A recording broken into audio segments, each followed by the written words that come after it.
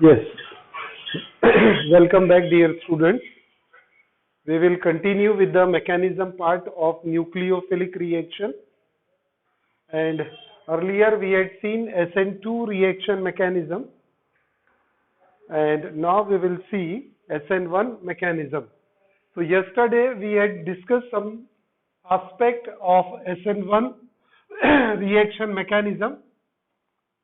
In SN1 reaction mechanism, we have taken the substrate tertiary butyl bromide,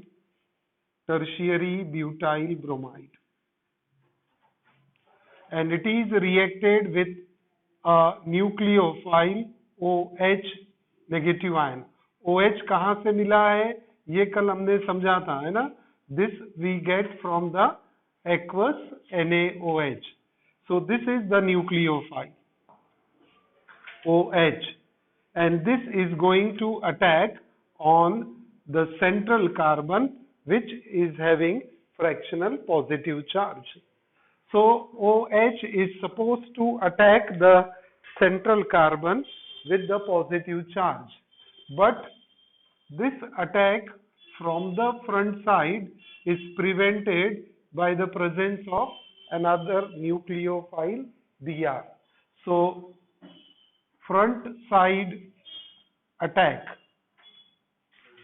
of nucleophile is prevented by the presence of another nucleophile,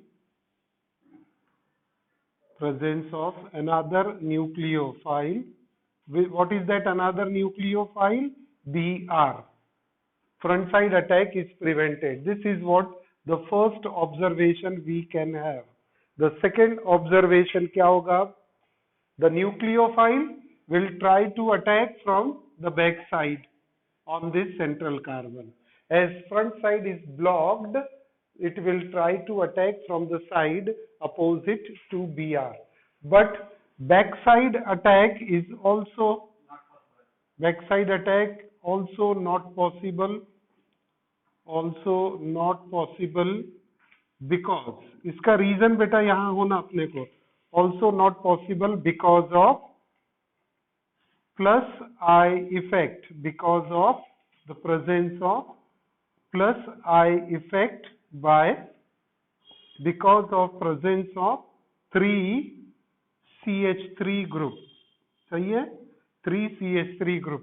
Which effect they will put here? Plus I effect. And what is plus I effect here? Tendency to repel its shared pair of electron towards or away from itself, towards carbon. है ना? ये तीनों CH3 अपनी electron pair carbon के तरफ push करेंगे. Carbon के तरफ पुश करने से क्या होगा कि कार्बन का पॉजिटिव चार्ज न्यूट्रलाइज हो जाएगा, तो OH का अटैक डिफिकल्ट होगा. This is one aspect. Backside attack also not possible because of 3 CH3 group which exert plus I effect, and also steric hindrance. कल ये वर्ड हमने आपको समझाया था. सभी को समझा क्या? Those who are online students, steric hindrance. बेटा इसको ये वर्ड को यूज करना है और समझना भी है आगे हमको. And also stearic hindrance provided by CH3 group. What is that stearic hindrance? Steric hindrance is what? This 3 CH3 group will create a hindrance to the approach of OH from the back side. है ना? एक ऐसी ये shield बना लेंगे यहाँ पर, और जैसे ही OH आएगा तो ये OH को यहाँ कार्बन की तरफ जाने नहीं देंगे वो. That is what steric. Steric means 3-dimensional arrangement of CH3 group is such that there is overcrowding. Steric hindrance को हमने बोला था overcrowding. इतने ज्यादा वहां पर CH3 ग्रुप है कि they create a over crowding and because of that over crowding OH group cannot attack from back side. So front side attack is prevented, back side attack is prevented, but दोनों के reason अलग अलग है ना? तो एक बार फिर से बैक साइड अटैक क्यों प्रिवेंटेड है? First plus I effect bye 3CH3 group and stearic hindrance also by 3CH3 group. Steric hindrance not possible for OH to attack on central carbon. तो क्या होगा फिर? Then what? क्योंकि हमको तो पता है ये रिएक्शन में क्या होता है. We get here tertiary butyl alcohol. We get tertiary butyl alcohol and Br comes out. तो क्या करते हैं फिर? What will be the first step? This molecule, tertiary butyl bromide. So dear student, tertiary butyl bromide molecule will undergo self-ionization, self-dissociation, because reaction is carried out in an aqueous medium. है ना, water medium में. तो water में ionisation होता है. अगर water नहीं लिया हमने तो ये सेल्फ आयोनाइजेशन इस मॉलिक्यूल का नहीं होगा. तो what is the next point? Self ionization. Ionization और डिसोसिएशन भी बोलते हैं इसको, है ना. आयोनाइजेशन और डिसोसिएशन, सेल्फ आयोनाइजेशन और dissociation of tertiary butyl bromide. इसे जनरल टर्म में क्या बोलेंगे? That is substrate. तो substrate does not allow nucleophile to attack from one side, does not allow nucleophile to attack from back side. तो क्या होगा? The substrate molecule, that is tertiary butyl bromide, will undergo self ionization. Self ionization यानी it will ionize into cation and anion. Correct है? तो यहाँ पर this is what tertiary butyl bromide, it will undergo self ionization. और ये self ionization naturally slow process होगा क्योंकि totally stable molecule है. कार्बन की टेट्रावैलेंसी है, फुल्ली सेटिस्फाइड वैलेंसी है, but due to the continuous attack of nucleophile, continuous attack of nucleophile क्या होगा? ये टर्शियरी ब्यूटाइल ब्रोमाइड जिसको हम सबस्ट्रेट कहते हैं, this substrate undergo self ionization in an aqueous medium, in water medium. Correct है? तो सॉल्वेंट वाटर का इंपॉर्टेंस बहुत ज्यादा रहेगा SN1 रिएक्शन मैकेनिज्म में. अगर सॉल्वेंट नहीं रहेगा आयोनिक, दैट इज वाटर, तो इसका सेल्फ आयोनाइजेशन नहीं होता है. अब इसका सेल्फ आयोनाइजेशन यानी ऐसा हमने बोल दिया, self ionization means it get converted into cation and anion. कैसे होगा? कैटायन और एनायन कैसे मिलेगा? हमें पता है कार्बन और हेलोजन के बीच में पॉजिटिव और नेगेटिव चार्ज है, फ्रैक्शनल. तो यही यहां से बॉन्ड ब्रेक करेगा and we get here a carbocation, है ना. This is what we call as carbocation. Carbon with positive charge, carbocation. नाम क्या बनेगा? Tertiary butyl carbocation. Tertiary butyl carbocation. सही है? Tertiary butyl carbocation. और एनायन क्या बन जाएगा? Nucleophile. Very easy, negative charge. So this is the first step in SN1 reaction mechanism. Why this will be the first step? फिर से आप लोग आंसर मुझे दे सकते हैं. Why this will be the first step? because front side and back side attack of nucleophile is not possible, not permissible. So क्या होगा? The substrate will self-ionize or dissociate into cation and anion. Done.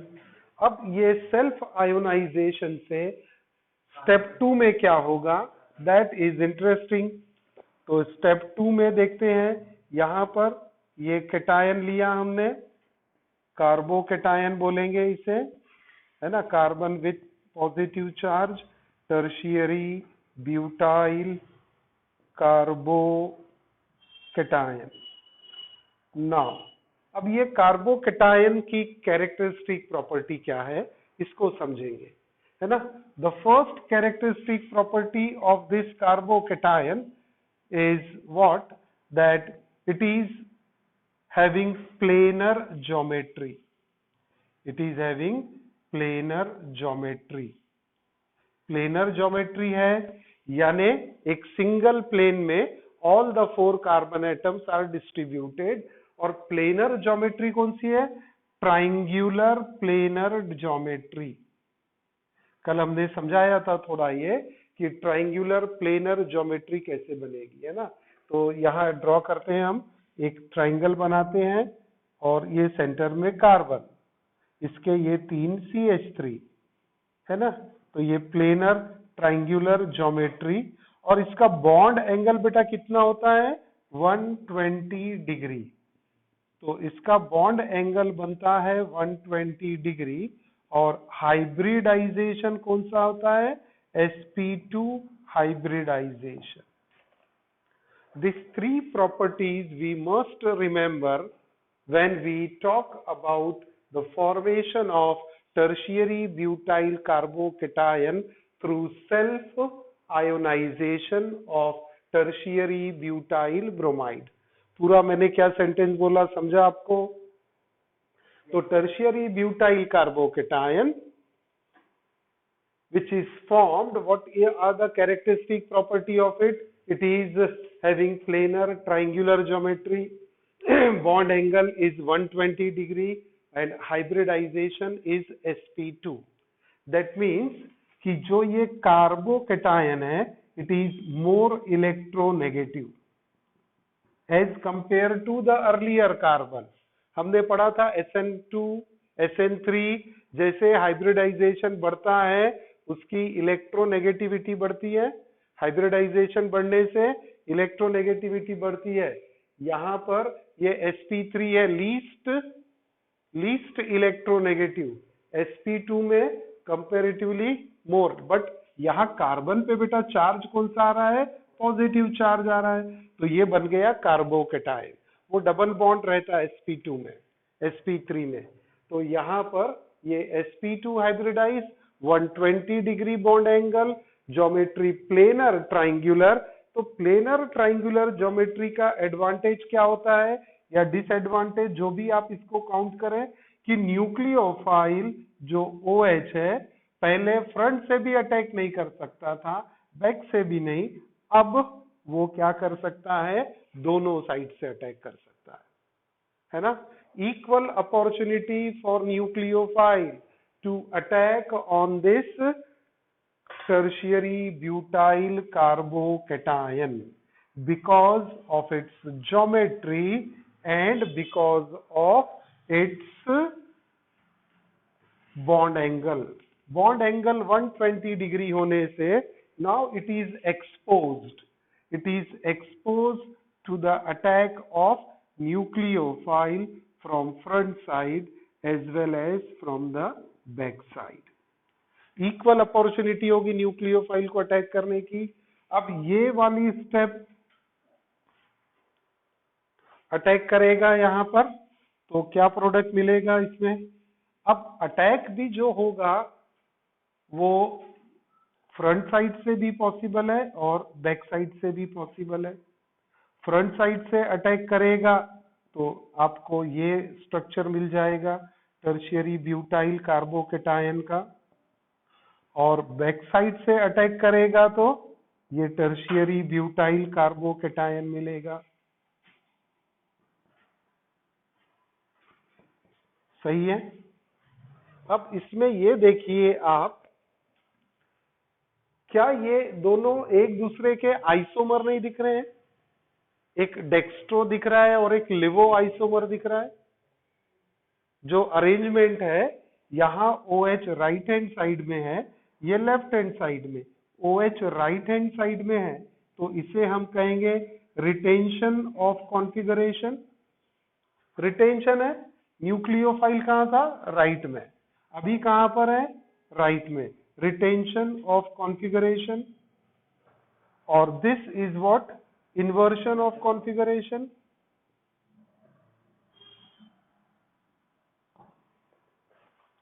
तो retention कितने percent बनेगा और inversion कितने percent बनेगा? Retention and inversion का ratio percentage क्या होना चाहिए? इक्वल। इक्वल होना चाहिए, क्योंकि न्यूक्लियोफाइल को पॉसिबिलिटी इक्वल है। आई एम सॉरी, जो अपॉर्चुनिटी है न्यूक्लियोफाइल को अटैक करने की वो इक्वल है। तो ये 50% रिटेंशन बोल सकते हैं और ये 50% इन्वर्शन बोल सकते हैं। सही है। जैसे SN2 अगर याद करो तो उसमें एक ही मिला था इन्वर्शन, और वो भी 100% inversion.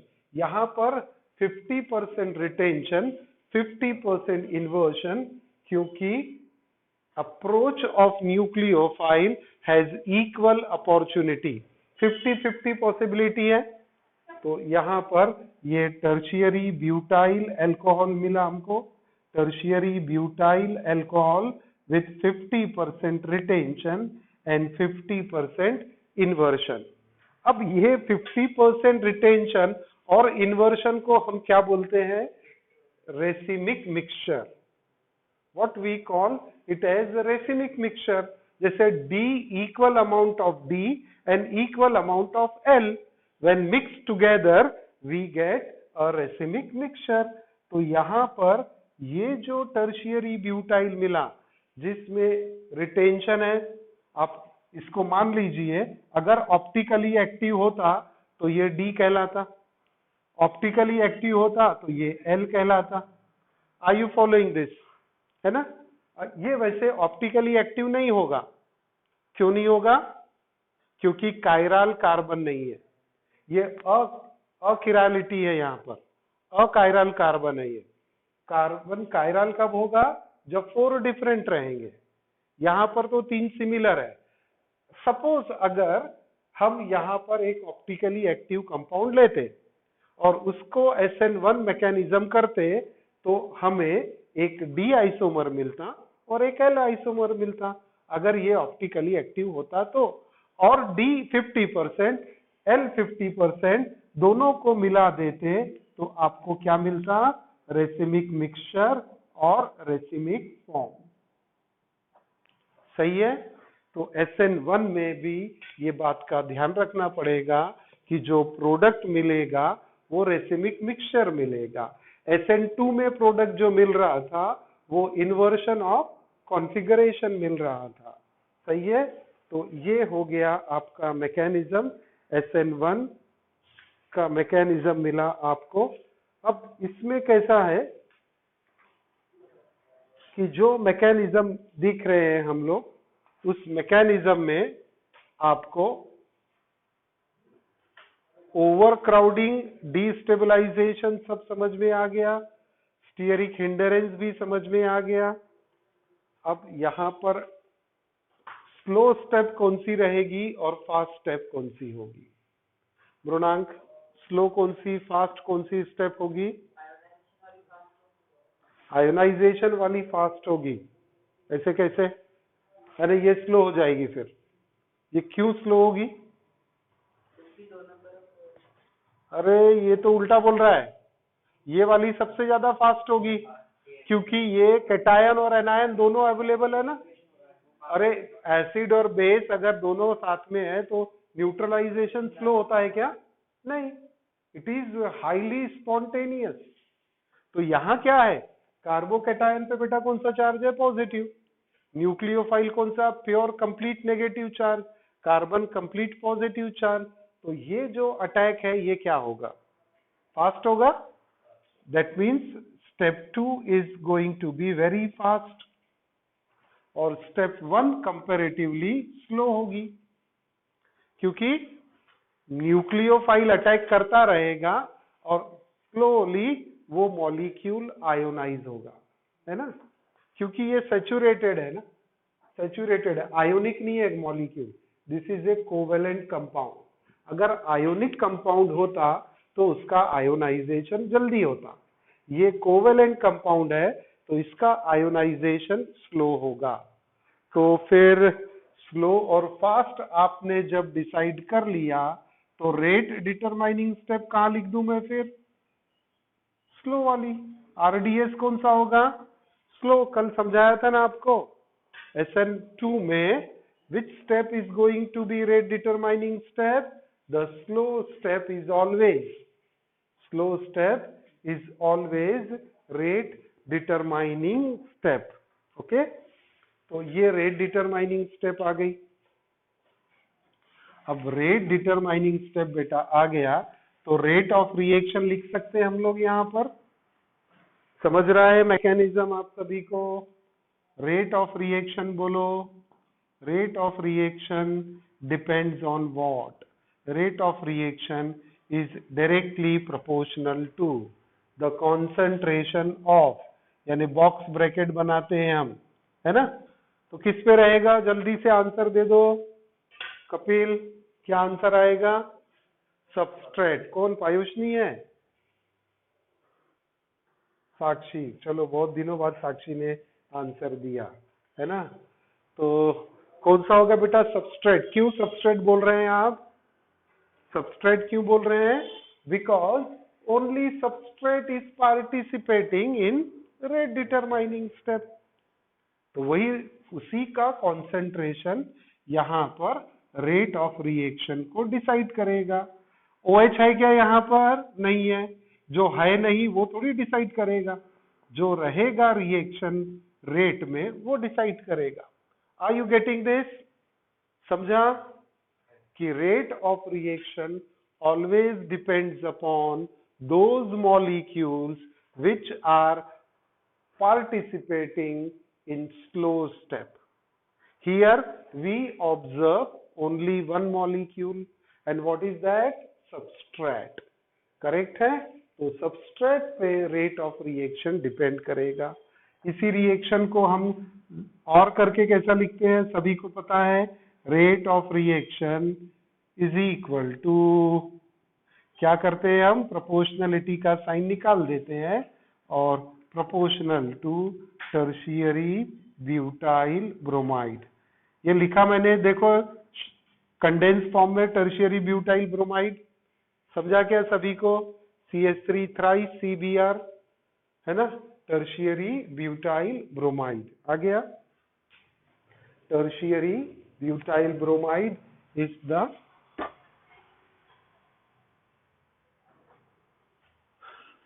molecule which is participating in rate determining step। तो ये एक एस्पेक्ट हो गया हमारा।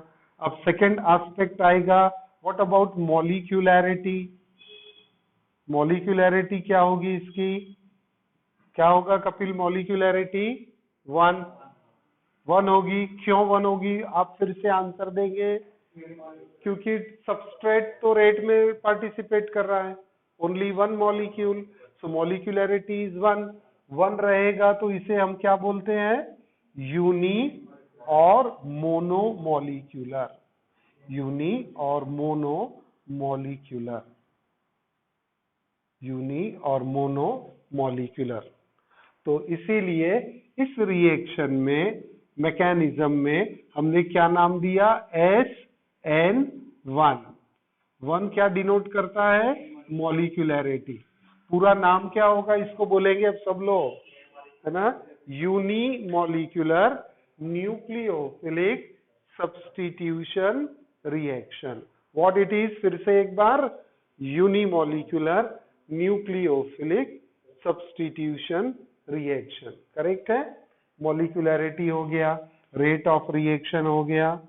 नेक्स्ट थर्ड स्टार, ये first star, second star, 3 star. 3 star में क्या लिखेंगे अब, क्या लिखेंगे हम, retention and inversion of configuration, retention and inversion of configuration provides racemic mixture, provides racemic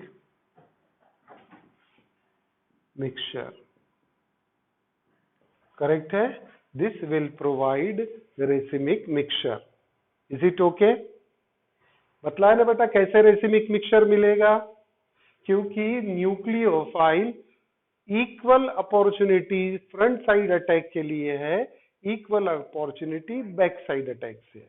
अगर फ्रंट साइड से अटैक करेगा तो उसे हम कहेंगे रिटेंशन ऑफ कॉन्फ़िगरेशन, और बैक साइड से करेगा तो उसे कहेंगे inversion of configuration, 50% retention 50% inversion. और अगर ये मॉलिक्यूल कायरल मॉलिक्यूल होता, कायरल कार्बन होता, तो ये 50% डी आइसोमर बनाता, ये 50% एल आइसोमर बनाता, सही है। और जब ये 50-50 डी और 50 एल मिलता तो हमें क्या मिलेगा, रेसिमिक मिक्सचर। तो retention and inversion of configuration provides racemic mixture, ये हो गया थर्ड एस्पेक्ट। ओके, तो रेट ऑफ रिएक्शन डिपेंड करेगा सबस्ट्रेट पे। So this is what you have to write in your notes, the SN1 reaction mechanism. अब ये four star number 4 भी क्या दे सकते हैं इसमें जो थोड़ा सा यूनिक रहेगा, it is a 2 step reaction, 2 step reaction. SN2 क्या था, 1 था, 1 स्टेप, ये क्लियर कट 2 स्टेप है, step 1 step 2, because we can isolate tertiary butyl carbocation.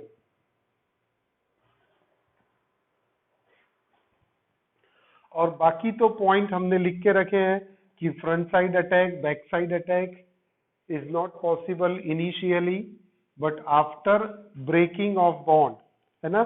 तो नंबर 5 स्टार क्या मिलेगा इसको, वो क्या बोलेगा कि heterolytic fission, heterolytic fission of which bond, मैंने यहां देखी है ऑलरेडी बनाया है, हेट्रोलिटिक फिजन यानी ब्रेकिंग। कौन सा बॉन्ड ब्रेक होता है आयोनाइजेशन में, CBr bond, heterolytic fission of CBr bond. तो ये 5 इंपॉर्टेंट पॉइंट आपको यहां पर मिल गए SN1 रिएक्शन मैकेनिज्म में। तो ये अब आपको इससे रिलेटेड क्वेश्चंस देने हैं मुझे। समझा क्या SN1 रिएक्शन मैकेनिज्म? मैं एक बार फिर से समझा देता हूं उसको, देखेंगे अब आप लोग। हाउ मच टाइम लेफ्ट, जरा मुझे पता लगे तो मैं उतने हिसाब से पढ़ा दूंगा आप लोगों को। 10 मिनट्स, ओके। 10 मिनट्स में मैं फिर से SN1 एक बार रिवाइज करता हूं और उससे रिलेटेड क्वेश्चन देता हूं। कल के क्वेश्चन के आंसर आप एक नोटबुक में लिखना शुरू करेंगे, है ना। आप एक असाइनमेंट 12th क्लास की नोटबुक बनाओ और उसमें ये क्वेश्चंस लिखना शुरू करो। जब आप आएंगे ऑफलाइन क्लास में तो ये सारे क्वेश्चन आंसर आपके पास होना चाहिए, then only we will revise, नहीं तो रिवाइज करना डिफिकल्ट होता है। देखिए बात चल रही है SN1, रिवीजन करते हैं बेटा इसका। SN1 यानी यूनिमोलिक्यूलर न्यूक्लियोफिलिक सब्स्टिट्यूशन रिएक्शन, इतना तो अब हम डायरेक्टली लिख सकते हैं, पहले मैंने लिखा नहीं था ऐसा, है ना। After explanation we can write unimolecular nucleophilic substitution. इसको एक्सप्लेन करने के लिए बेस्ट एग्जांपल क्या लेंगे आप, टर्शियरी ब्यूटाइल ब्रोमाइड। ये लिया मैंने टर्शियरी ब्यूटाइल ब्रोमाइड। इसका यानी एग्जाम्पल में क्या लिखेंगे, alkaline hydrolysis, reaction is hydrolysis, mechanism is nucleophilic, alkaline hydrolysis of tertiary butyl bromide। ये स्टैंडर्ड एग्जाम्पल है, इसी को लेके आप भी एक्सप्लेन करेंगे तो ज्यादा इजी हो जाएगा। ओके, अब क्या करेंगे इस पे, ये NaOH का अटैक किया, मीडियम क्या रखा हमने, एक्वस, प्रोडक्ट क्या मिल गया, CH3C CH3 CH3Br, I am sorry OH, और ये Br इधर बाहर। प्रोडक्ट का नाम क्या लिखेंगे, tertiary butyl alcohol. This is what the reaction we have taken to discuss SN1 reaction mechanism. अब इसमें से आयोनिक फॉर्म बनाया था, मैं यहाँ पर थोड़ा शॉर्टकट तो करना पड़ेगा रिवीजन में। तो आयोनिक फॉर्म में क्या होगा, ये N कैंसिल हो जाएगा, यहाँ से NaBr मिल रहा था तो हमने क्या किया, N को कैंसिल कर दिया तो ये Br हो गया और ये OH इधर आ गया। सही है। अब देखेंगे, फिर से मैं रेड पेन से लिखता हूँ, फ्रंट साइड अटैक पॉसिबल है क्या, नो। किस पे करने वाला है अटैक, वो कार्बन पे। तो front side attack on carbon is prevented because of presence of Br। Back side attack is prevented because of presence of 3CH3 group. 3CH3 group कौन सा इफेक्ट शो करने वाले हैं, यहाँ पर प्लस आई इफेक्ट, और दूसरा क्या है बेटा, स्टीयरिक हिंडरेंस। स्टीयरिक हिंडरेंस को और क्या बोलते हैं हम, ओवर क्राउडिंग। तो ये देखिए, because of this reason back side attack prevented, front side attack prevented. तो फिर क्या होगा, what is the next step, यहाँ हैशटैग लगा के हम क्या लिखने वाले हैं, सेल्फ आयोनाइजेशन। सेल्फ आयोनाइजेशन और डिसोसिएशन ऑफ सबस्ट्रेट। अब सबस्ट्रेट बोले तो समझ जाएगा आपको। तो क्या होगा, this tertiary butyl bromide will undergo self ionisation. Step 1 है self ionization, self ionization in aqueous medium, and this is going to be a slow step. Which bond will break, CBr bond will break, and we get here tertiary butyl carbocation plus Br-1। तो हमें बेटा यहाँ क्या मिल गया, ये carbocation. Done, carbocation मिल गया। हाँ जी, तो स्टेप 1 हो गया। अब स्टेप 2 क्या होगा, स्टेप 2 में जाने से पहले हमने इसकी कुछ कैरेक्टरिस्टिक प्रॉपर्टी अच्छे से पढ़ लिए थे, उसको शॉर्ट में क्या बोलेंगे कि this is sp2 hybridised. sp2 hybridise है तो बॉन्ड एंगल कितना होता है, 120 डिग्री, और ज्योमेट्री क्या होती है, planar triangular geometry. This is something important, इसीलिए तो फ्रंट और बैक साइड अटैक हो रहा है ना। तो ये हाईलाइट करना पड़ेगा हमको, triangular, planar triangular geometry. Planar triangular geometry carbocation की बना दिया मैंने, हो गया। अब क्या होगा, nucleophile can attack from front side, nucleophile can attack from back side, and we get the retention as well as inversion of configuration। 50% retention, तो इसको R लिखता हूँ रिटेंशन, और OH बैक साइड से जाएगा तो उसे हम क्या बोलने वाले हैं, इन्वर्शन। तो ये हो जाएगा इन्वर्शन ऑफ कॉन्फ़िगरेशन। सही है। ये दोनों कितने हैं, 50%, 50%, तो मिला के क्या आएगा, रेसिमिक मिक्सचर। और लेकिन रेसिमिक मिक्सचर कब मिलेगा, जब ये अकिराल कार्बन रहेगा, अकिराल मॉलिक्यूल होगा तब। तो ये हो गया आपका SN1 का पूरा रिवीजन। इससे रिलेटेड क्वेश्चंस देखना है अब आपको, इससे रिलेटेड क्वेश्चन। तो क्वेश्चन नंबर 1, मैं पहला एक लॉन्ग आंसर आपसे पूछ लेता हूं। एक्सप्लेन SN2 रिएक्शन मैकेनिज्म, अरे I am sorry, explain SN1 reaction